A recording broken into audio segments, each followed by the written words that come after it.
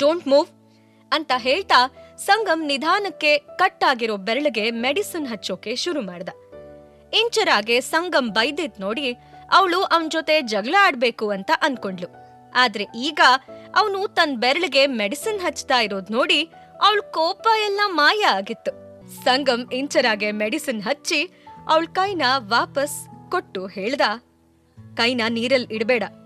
ಅಲ್ಲ, ನನ್ಗೊಂದ್ ಹೇಳು, ನೀನ್ ಯಾವಾಗ್ಲೂ ಈ ಥರದ್ದೇನಾದ್ರೂ ಮಾಡ್ಕೊಳ್ತಾನೆ ಇರ್ತೀಯಲ್ಲ, ಏನ್ ಖುಷಿ ಸಿಗತ್ ನಿಂಗಿದ್ರಲ್ಲಿ ಅಂತ ಸಂಗಮ್ ನಗ್ತಾ ಇಂಚರಾನ ರೇಗಿಸ್ತಾ ಕೇಳ್ದ.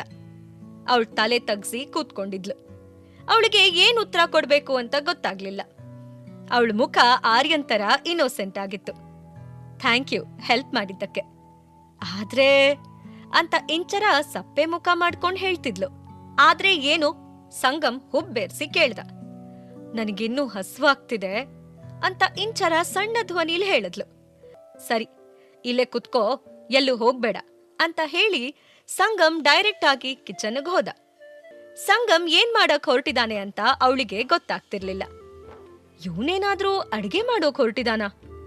ಇವನಿಗೆ ಅಡ್ಗೆ ಮಾಡಕ್ ಬಂದ್ರೆ ನಾನ್ ಯಾಕೆ ಅವತ್ತು ಬರೀ ನೀರ್ ಕುಡ್ಕೊಂಡಿದ್ದೆ? ನೋವೇ, ಇವನಿಗೆಲ್ಲಿಂದ ಅಡ್ಗೆ ಮಾಡಕ್ ಬರುತ್ತೆ? ಅದಕ್ಕೆ ಅಂತ ಸುಮಾರು ಜನ ಮನೇಲಿದ್ದಾರೆ ಮತ್ತೆ ಅಂತ ಇಂಚರ ಯೋಚನೆ ಮಾಡ್ತಿದ್ಲು. ಸಂಗಮ್ ಕಿಚನ್ ನಿಂದ ಹೊರಗ್ ಬಂದ. ಅವನ್ ಕೈಯಲ್ಲಿ ಒಂದು ಟ್ರೇ ಮತ್ತೆ ಅದರಲ್ಲಿ ಒಂದ್ ಬೌಲ್ ಇತ್ತು. ತಗೋ. ಸಂಗಮ್ ತನ್ನ ಕೈಯಲ್ಲಿದ್ದ ಬೌಲ್ನ ಇಂಚರ ಕೂತಿದ್ದ ಸೋಫಾ ಮುಂದಿನ ಟೇಬಲ್ ಮೇಲೆ ಇಟ್ಟ. ಆ ಬೌಲಲ್ಲಿ ಬಿಸಿ ಬಿಸಿಯಾದ ನೂಡಲ್ಸ್ ಇತ್ತು. ಇಂಚರಾಗೆ ಸರ್ಪ್ರೈಸ್ ಆಯ್ತು. ಅವಳು ಆ ಬೌಲ್ನ ನೋಡ್ತಿದ್ಲು ಮತ್ತೆ ಸಂಗಮ್ ಮುಖಾನ ನೋಡ್ತಿದ್ಲು. ನನಗೆ ಅಡ್ಗೆ ಅಂದ್ರೆ ಇದೊಂದೇ ಮಾಡೋಕ್ ಬರೋದು. ಇದು ತಣ್ಣಗಾಗೋಕ್ ಮುಂಚೆ ತಿಂದ್ ಮುಗ್ಸು. ಇದ್ರಿಂದ ಸ್ವಲ್ಪ ಆದ್ರೂ ನಿನ್ ಹೊಟ್ಟೆ ತುಂಬತ್ತೆ ಅಂತ ಅನ್ಕೊಳ್ತೀನಿ ಅಂದ. ಅವನು ಅದು ಹೇಳ್ತಿದ್ದಂಗೆ ಅವಳು ಕೆಳಗಿದ್ದ ಬೌಲ್ನ ಎತ್ಕೊಂಡ್ಲು. ನನಗೆ ನೂಡಲ್ಸ್ ಅಂದ್ರೆ ತುಂಬಾ ಇಷ್ಟ. ನನಗಿದ್ರಲ್ಲೇ ಹೊಟ್ಟೆ ತುಂಬತ್ತೆ. ಆದ್ರೆ ನಿಮಗೆ ನಿಜವಾಗ್ಲೂ ಅಡ್ಗೆ ಮಾಡಕ್ ಬರುತ್ತೆ ಅಂದ್ರೆ ನಂಬೋಕ್ ಆಗಲ್ಲ. ಲೈಕ್ ಸೀರಿಯಸ್ಲಿ ಇಂಚರ ನೂಡಲ್ಸ್ ತಿಂತ ಹೇಳಿದ್ಲು. ಸರಿ, ಟೇಕ್ ಕೇರ್, ಗುಡ್ ನೈಟ್ ಅಂತ ಹೇಳಿ ಅವನು ತನ್ನ ರೂಮ್ ಕಡೆ ನಡ್ಕೊಂಡು ಹೋದ. ಮಾರನೇ ದಿನ ಬೆಳಗ್ಗೆ ಇಂಚರ ಎದ್ದಿದ ತಕ್ಷಣ ಆರ್ಯ ಆಗ್ಲೇ ಎದ್ದು ಕೂತಿರೋದನ್ನ ನೋಡಿದ್ಲು. ಆರ್ಯ, ಯಾಕೆ ಇಷ್ಟು ಬೇಗ ಎದ್ದೆ? ನೋವ್ ಜಾಸ್ತಿ ಆಯ್ತಾ ಅಂತ ಇಂಚರ ಗಾಬ್ರಿಲಿ ಎದ್ದು ಕೂತ್ಕೊಂಡ್ಲು. Good morning friend. ನನಗೇನೂ ನೋವಿಲ್ಲಪ್ಪ. ನಾನ್ ಸ್ಕೂಲ್ಗೆ ಹೋಗ್ಬೇಕು ಅಂತ ಬೇಗ ಎದ್ದೆ. ಏಳು, ಇಲ್ಲ ಅಂದ್ರೆ ಲೇಟ್ ಆಗ್ಬಿಡತ್ತೆ. ಆರ್ಯ ಸ್ಕೂಲ್ಗೆ ಹೋಗೋ ಜೋಶಲ್ಲಿದ್ದ. ಓಹೋ, ಇಲ್ಲ ಆರ್ಯ, ನಿಂಗೆ ಏಟಾಗಿದೆ. ನೀನಿವತ್ತು ರೆಸ್ಟ್ ತಗೋಬೇಕು. ನೋಡು, ಗಾಯ ಇನ್ನೂ ಹೀಲ್ ಆಗಿಲ್ಲ ಪುಟ್ಟ ಅಂತ ಇಂಚರ ಆರ್ಯಂಗೆ ಅರ್ಥ ಮಾಡ್ಸೋಕೆ ಟ್ರೈ ಮಾಡಿದ್ಲು. ಇವತ್ ನಾನೇನಾದ್ರೂ ಸ್ಕೂಲ್ಗೆ ಹೋಗ್ಲಿಲ್ಲ ಅಂದ್ರೆ ರಂಜನ್ ನಾನು ಹೆದರ್ಕೊಂಡಿದೀನಿ ಅಂತ ಅನ್ಕೊಳ್ತಾನೆ. ಅಂಡ್ ಅವನಿಂದಾಗ್ಲಿ ಈ ಏಟಿಂದ ಆಗ್ಲಿ ನಾನು ಹೆದರಿಲ್ಲ ಅಂತ ಅವನಿಗೆ ಹೇಳ್ಬೇಕು ಅಂತ ಆರ್ಯ ಇಂಚರನ ತಬ್ಕೊಂಡ. ಎಕ್ಸಾಕ್ಟ್ಲಿ, ನನ್ ಪ್ರಿನ್ಸ್ ಯಾರಿಗೂ ಹೆದ್ರಲ್ಲ, ಎಲ್ರನ್ನೂ ಅವನು ಹೆದರಿಸ್ತಾನೆ. ಸಂಗಮ್ ವಾಯ್ಸ್ ಡೋರ್ ಕಡೆಯಿಂದ ಬಂತು. ಸಂಗಮ್ ಎದ್ದಿದ ತಕ್ಷಣ ಆರ್ಯನ್ನ ನೋಡೋಕೆ ಅಂತ ಬಂದಿದ್ದ. Cool uncle. ಆರ್ಯ ಸಂಗಮ್ನ ನೋಡಿ ಖುಷಿಯಲ್ಲಿ ಎದ್ದು ಅವನನ್ನ ಹಗ್ ಮಾಡ್ದ. ಆರ್ಯ ಪ್ರತಿ ಸಲ ಸಂಗಮ್ನ ನೋಡ್ದಾಗ ಫಸ್ಟ್ ಟೈಮ್ ನೋಡಿರೋರ್ ತರ ರಿಯಾಕ್ಟ್ ಮಾಡ್ತಾನೆ. ಅವರಿಬ್ಬರ ಮಧ್ಯೆ ಇರೋ ಈ ಫೀಲಿಂಗ್ ಏನು ಅಂತಾನೆ ಅವಳಿಗೆ ಅರ್ಥ ಆಗ್ತಿರ್ಲಿಲ್ಲ. ನನ್ ಪ್ರಿನ್ಸ್ ಇವತ್ತು ಪಕ್ಕಾ ಸ್ಕೂಲ್ಗೆ ಹೋಗ್ತಾನೆ.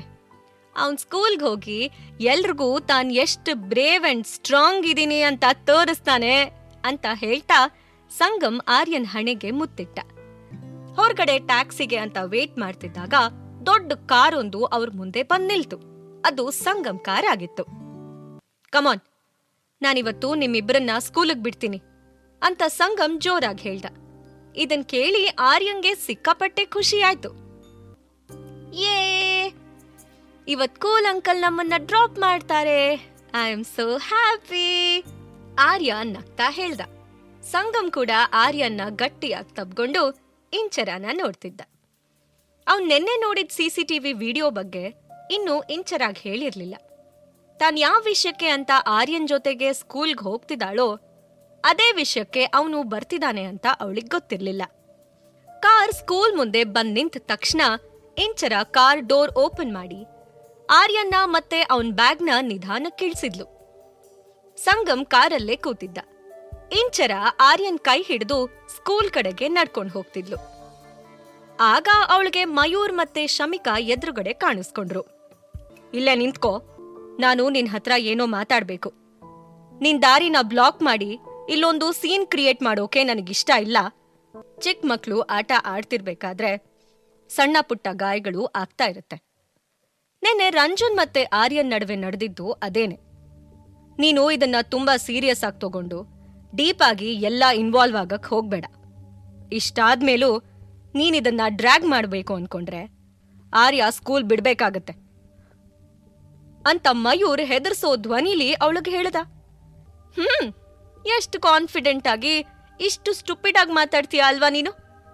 ನಿನ್ನೆ ಏನಾಯ್ತು ಯಾಕಾಯ್ತು ಅಂತಾನೂ ನಿನಗ್ ಗೊತ್ತು. ಇಷ್ಟೆಲ್ಲ ಆದ್ಮೇಲೂನು ಏನೂ ಆಗಿಲ್ವೇನೋ ಅನ್ನೋ ತರ ಆಕ್ಟ್ ಮಾಡ್ತಿದ್ಯಲ್ಲ, ವಾ ಅಂತ ಇಂಚರ ಕೋಪದಲ್ಲಿ ಹೇಳಿದ್ಲು. ಇಂಚರ, ಇನ್ನೂ ಟೈಮ್ ಇದೆ, ಯೋಚನೆ ಮಾಡು. ಇದ್ರಿಂದ ಆರ್ಯಂಗೂ ಬೆನಿಫಿಟ್ ಆಗತ್ತೆ. ಈ ಸಣ್ಣ ಆಕ್ಸಿಡೆಂಟ್ನ ದೊಡ್ಡ ಸೀನ್ ಮಾಡೋ ಅವಶ್ಯಕತೆ ಇಲ್ಲ. ಇಲ್ಲ ಅಂದ್ರೆ ಅಂತ ಹೇಳ್ತಾ ಮಯೂರ್ ಅವಳನ್ನ ಮತ್ತೆ ನಿಲ್ಲಿಸ್ದ. ಶಮಿಕಾ ತನ್ನ ಅಣ್ಣನ್ ಮಾತ್ ಕೇಳ್ತಾ ಇಂಚರಾನೇ ನೋಡ್ತಿದ್ಲು. ತನ್ ಮಗನ್ನ ಬಚಾವ್ ಮಾಡ್ಕೊಳ್ಳೋಕೆ ಅವಳು ಬೇಕು ಅಂತಾನೆ ಮಯೂರ್ನ ಇನ್ವಾಲ್ವ್ ಮಾಡಿದ್ಲು. ಇವತ್ತು ನೀವಿಬ್ರು ಅಣ್ಣ ತಂಗಿ ಅಂತ ಪ್ರೂವ್ ಮಾಡಿದ್ರಿ. ಆಡೋದು ಒಂದೇ, ಮಾಡೋದು ಒಂದೇ, ಎಲ್ಲ ಸೇಮ್. ನೀನೇನ್ ಇಂಪಾರ್ಟೆಂಟ್ ಇದೆಯೋ ಅದನ್ನು ಬಿಟ್ಟು ಬೇರೆ ಎಲ್ಲ ಹೇಳಿದೆ. Okay, no problem. ಬಟ್ ನಾನು ಒಂದ್ ಹೇಳ್ತೀನಿ, ನೆನ್ಪಿಟ್ಕೊಳ್ಳಿ. ಆರ್ಯಂಗೇನಾಯ್ತು ಅಂತ ನಾನು ತಿಳ್ಕೊಳ್ಳೋದಂತೂ ಪಕ್ಕ. ನಿಮಗ್ ಧೈರ್ಯ ಇದ್ರೆ ನನ್ನನ್ನು ತಡೀರಿ. ಅದಾದ್ಮೇಲೆ ನೋಡೋಣ ಯಾರು ಸ್ಕೂಲಿಂದ ಎಕ್ಸ್ಪೆಲ್ ಆಗ್ತಾರೆ ಅಂತ. ಇಂಚರ ಕೋಪದಲ್ಲೇ ಹೇಳ್ತಾ ನಗ್ತಿದ್ಲು. ಇನ್ನ ಇವ್ರ ಜೊತೆ ಮಾತಾಡಿ ಯೂಸ್ ಇಲ್ಲ ಅಂತ ಅವಳು ಸ್ಕೂಲ್ ಒಳಗಡೆ ಹೋಗೋಕೆ ಆರ್ಯನ್ನ ಕರ್ಕೊಂಡು ಹೊರಟ್ಲು. ಆಗ ಎಷ್ಟು ಧೈರ್ಯ ಇದ್ರೆ ನೀನು ನಮ್ ಹತ್ರ ಹಂಗ್ ಮಾತಾಡ್ತೀಯಾ ಅಂತ ಶಮಿಕಾ ಕೋಪದಲ್ಲಿ ಇಂಚರ ಕೈ ಹಿಡಿದು ಎಳೆದ್ಲು. ನನ್ ಕೈ ಬಿಡು ಶಮಿಕಾ, ಲೀವ್ ಮೈ ಹ್ಯಾಂಡ್ ಅಂತ ಇಂಚರ ಶಮಿಕಾ ಹಿಡಿತದಿಂದ ಬಿಡಿಸ್ಕೊಂಡ್ಲು. ನನ್ ತಂಗಿನ್ ಮುಟ್ಟೋಕೆ ಎಷ್ಟು ಧೈರ್ಯ ನಿನಗೆ? ಇವಾಗ ನಾನು ಪ್ರಿನ್ಸಿಪಲ್ ಹತ್ರ ಮಾತಾಡ್ತೀನಿ ಅಂಡ್ ಆರ್ಯನ್ನ ಹೊರಗ್ ಹಾಕ್ತಾರ ನೋಡು. ಆವಾಗ ನಿನಗ ಅರ್ಥ ಆಗತ್ತೆ ನೀನು ಎಷ್ಟು ದೊಡ್ಡ ತಪ್ಪು ಮಾಡಿದ್ಯಾ ಅಂತ. ಮಯೂರ್ ಇಂಚರ ಹತ್ರ ಬಂದು ಅವಳ ಕಣ್ಣಲ್ ಕಣ್ಣಿಟ್ಟು ದುರ್ಗುಟ್ಕೊಂಡು ನೋಡ್ತಾ ಕೋಪದಲ್ಲಿ ಹೇಳ್ದ. ಇದನ್ ನೋಡ್ತಿದ್ದ ಶಮಿಕಾ ತನ್ನ ಫೋನ್ ತೆಗೆದು ಅದ್ಯಾರಿಗೋ ಕಾಲ್ ಮಾಡಿದ್ಲು. ಇಂಚರಾಗೆ ಬುದ್ಧಿ ಕಲ್ಸಿ ಅವಳನ್ನ ಸ್ಕೂಲ್ ಬಾಗ್ಲಲ್ಲೇ ಸ್ಟಾಪ್ ಮಾಡ್ಬೇಕು ಅಂತ ಶಮಿಕಾ ಒಂದು ಹೋಪ್ ಇಟ್ಕೊಂಡು ತನ್ನ ಅಣ್ಣನ್ನ ಕರ್ಕೊಂಡ್ ಬಂದಿದ್ಲು. ಆದ್ರೆ ಇಂಚರಾಳ್ ಧೈರ್ಯ ನೋಡಿ ಅವಳಿಗೂ ಶಾಕ್ ಆಯ್ತು. ಪಾಕೆಟ್ ಎಫ್ಎಂ ಆಡಿಯೋ ಸೀರೀಸ್ ಆದಂಥ ಪ್ರೇಮಲೋಕ ಕಥೆನ ಈಗ್ಲೇ ಕೇಳಿ. ಲಿಂಕ್ ಡಿಸ್ಕ್ರಿಪ್ಷನ್ ನಲ್ಲಿ ಇದೆ.